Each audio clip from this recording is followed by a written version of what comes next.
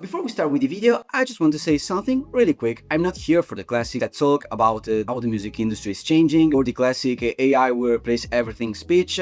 Absolutely not. What I want to do here is talk to you in a real and authentic way, like we were together and you were asking me, okay, but what I need to do if I want to get serious about my music project, what I need to do with these new AI tools coming out. What's going on, guys? I'm Enrico from Matchfy, and nowadays I think the music industry is moving really fast. And a lot of artists are still stuck with that 2015 mentality of I make a cool song, I upload it, I will go viral on social media, and someone will knock at my door. But we're not in that world anymore. And if you do not understand how this new world works, you're gonna be frustrated, you're gonna be confused, and you're going to give up music thinking that you're not good enough, when in reality you're just playing a game with rules that nobody explained to you. The first real thing you need to understand is that conversation around AI is totally useless if we keep doing it like everyone is doing it right now. Everybody is like, AI will replace our job, AI will replace the singers, AI will replace creativity, and honestly I think that this is not the point, because I think that this is just mediatic noise created around the AI phenomenon. AI is not replacing artists, AI is replacing the artists who cannot adapt, and that's a very different thing, because the real change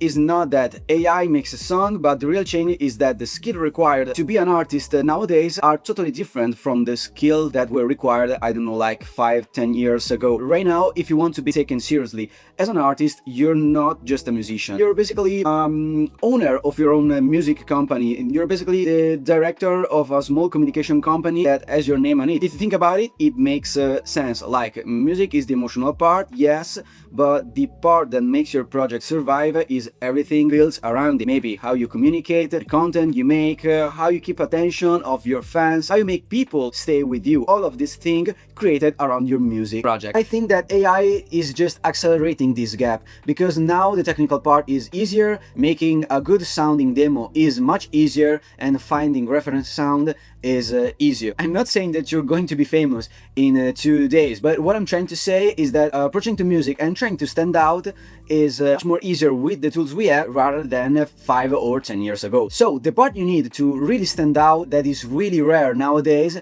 is communication, identity, clarity, knowing how to explain your music project, knowing how to make people care about you, and knowing how to build an audience that actually stays. So yeah, this is the first big change in the music industry. It's not AI versus musician, but it's musician who communicate and adapt versus musician who stay stuck in the old model. So the second thing that I really want you to understand is that labels are not the main road anymore. And I'm not saying that labels are useless, are bad, because it's not true. Labels still have a lot of power, they still have resources, they still have contacts, but they're not the only way to move forward in the music industry anymore. The part that used to make labels powerful, so the network, the contacts, the gatekeepers, the access to people, is not so exclusive to them. The internet literally broke that wall. Like, if we think about 10 to 15 years ago, if you wanted a playlist placement, you need to go to someone. If you wanted a PR article, you needed someone inside the label. If you wanted another artist to notice you, same thing.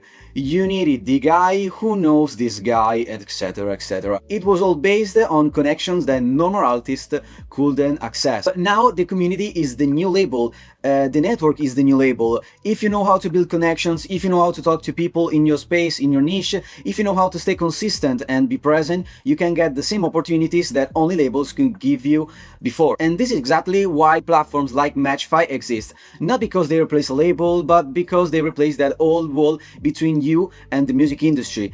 Before, only label could connect you with curators, influencers, magazines, writers, producers, or other artists. Now you can literally open an app and talk them directly thanks to Matchfy. So it's like having industry shortcuts but without needing the contract. And here comes the important part. This doesn't mean the labels disappeared, but this means that labels are not the entry ticket anymore. They are an option. They are something you negotiate with when you have leverage, not something you need to start making music. Nowadays Nowadays, you need to understand the labels don't sign music. They sign momentum, they sign movement, they sign buzz, they sign artists who already have the proof to be powerful in the music industry. And I think this is one of the biggest shifts in the music industry, because you're not waiting for someone knocking at your door, but you're building your own path, you're building your own resources, and you're creating your own opportunities if you want to get serious with your music project. Third thing that I want to share with you is understand that right now data is basically the new currency for artists. And I know it sounds boring, it sounds technical, it sounds like something for marketing agency, but no, it's also for artists, because in 2025 the way platform choose who to push is not based on the quality, it's based on signals. Spotify, TikTok, YouTube, Instagram, etc, etc. They don't care if your song is the best song ever, they don't care if your song is inside one of the biggest playlists in the world. They look at behavior. How do people react in the first second? So do they skip it? Do they save it? Do they come back to listen to your song? Do they share it with other people? Do they watch your videos until the end, etc, etc. Platforms don't push artists, they push to reactions. While learning a minimum of data literacy is really important. I don't mean being a data scientist, but understanding the basics like CTR, retention rate, save rate, skip rate, engagement rate can literally change your career. And also, if you understand your numbers, you understand what your audience wants from you, and this could save you a lot of money and a lot of time in the future. Next thing, and honestly is the biggest mindset shift you need to make, is understanding that collaboration beats competition every single time. By collaboration, I mean collaborating with other artists, but I also mean collaborating with other figures that can help your music project move forward. A lot of artists still think I need to stand out on my own, I don't want to share my audience with other artists, I don't want people to think that I'm using someone else to do one thing, but this is the old school mentality. Like we said earlier, being a musician right now is not only making music, but it's making a lot of job inside only one job. In 2025, artists who grow together, they grow 10 times faster than artists who try to do everything alone. You're taking your project and you're placing it in front of people who are already warm, already engaged, already interested in the type of content or music that you make. And this is something that platforms have already proven. TikTok does it, Spotify does it, YouTube does it. For example, Spotify pushes the artists that appear together in the same ecosystem, because when two communities overlap, the algorithm understands there is engagement, there is a pattern, and when there is a pattern, the algorithm pushes really harder. The music industry has always been built on collaborations, on network, and on ecosystem. So start reaching out, start collaborating, and start co-promoting with other people. Start showing up in their audiences, because if you do this, you will not just grow, but you will grow exponentially. The last big thing you need to understand, and this literally makes the difference between the artists who disappear and the artists who don't, is that your microbrand of yourself, your career should be community first. I know it sounds maybe a little corporate, maybe a little too businessy, but trust me, it's not. A microbrand just means that people don't follow you only for the music, but they follow you for your vibe, for your world, for what you can bring to those people, for your story, for your aesthetic, for the way you talk. Think about the artists you follow. It's not just a song, but it's the whole package. It's the universe they created around their music, and that's a microbrand. And the second part is community first. This means that the people who support you are not random listeners, but they're people who feel like they're part of something, feel like they want to know you, they feel like you see them, they feel like they're building this project with you and not watching it from the outside. It takes time, it takes consistency, it takes being present. You can build a community if you disappear for 3 months